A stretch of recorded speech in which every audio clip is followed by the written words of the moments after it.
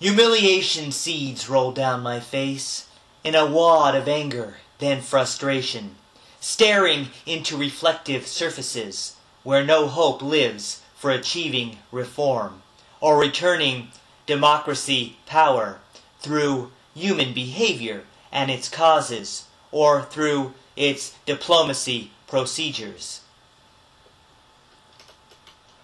The electoral process is controlled by physical-powered corporations, where money and politics is a ring, connecting with corruption in a chain, then depravity for its capital, through lying private or public sources. Government branches dispensing justice are exploitations of their positions, commercially made to be bought and sold. The press excludes the important voices, feeding the ordinary then absurd, lacking any meaning for life purpose. The universities degrade talent for the corporate dollars of prostitutes, promising corporate industry jobs, while demeaning vivid students with grades, then deal criminal and slave industries after prostituting themselves for cash. The labor unions are incompetent, a physical power using bondage, controlling the being of the bottom, who submits in a formal set of rules, assuming the rituals of a slave. I know hands of fraudulent transactions by the deceptive corporate swindlers and by the financial speculators, where distortion and chaos intersect, exercising dominance by stealing. The public has a spell cast over them by electronic hallucinations. Then, without their vigorous reaction, there is no engineering for people to design within the power structure to fight corporate stolen possessions, endowed with the tools for its robbery, abandoning the rights of their power, yielding control to corporate interest, as the corporate coup hardens its bones, changing tissue into power structures, leaving no trace of corporate balance by the conduct of public officials. That cannot be legally justified, but no longer conflicts with the new laws. Its laws leave me striped with removed contents, stolen by mass organization tools, no longer nudging the system forward towards applications of law or justice. Democracy sold its soul to Satan, to the corporations tempted by sin, speaking its mischievous languages, used for evil-spirited policies.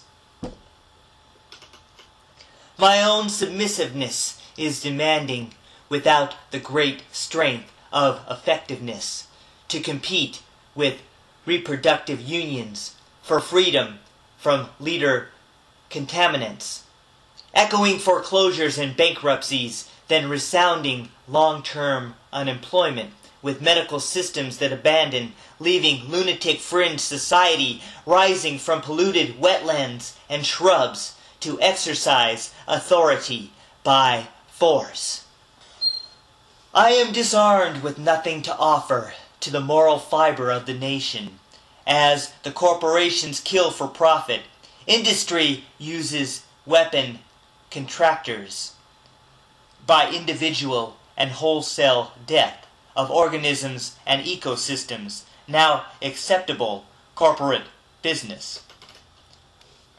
I, helpless against manipulation, know my enslavement from exploitation, unable to effect change from inside, watching aspects of corporate control where no barriers prevent corporate domination of all component parts of emotional stability lives.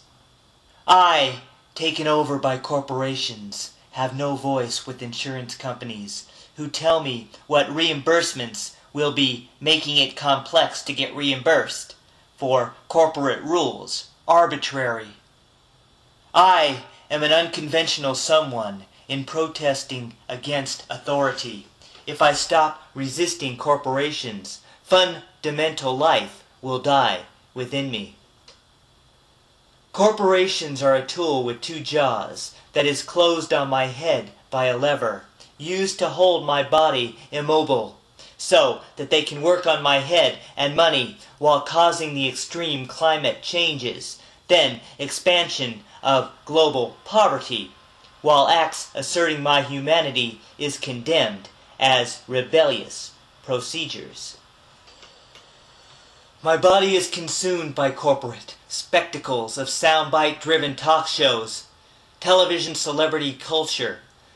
My eyes and brain cannot slow down enough to exercise thoughtful, informed judgments in its social culture of questioning practices that encourage resistance as the public involves hidden dangers.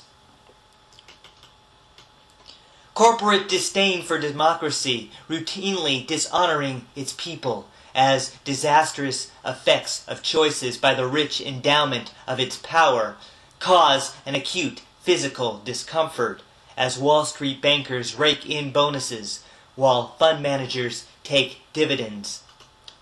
For those in psychological distress under the suffering physical weight of the current economic crisis, as the financial elite show contempt at those enduring financial problems while focusing on excess of income, making a profit at any expense. The global elite have no loyalty or allegiance to national culture.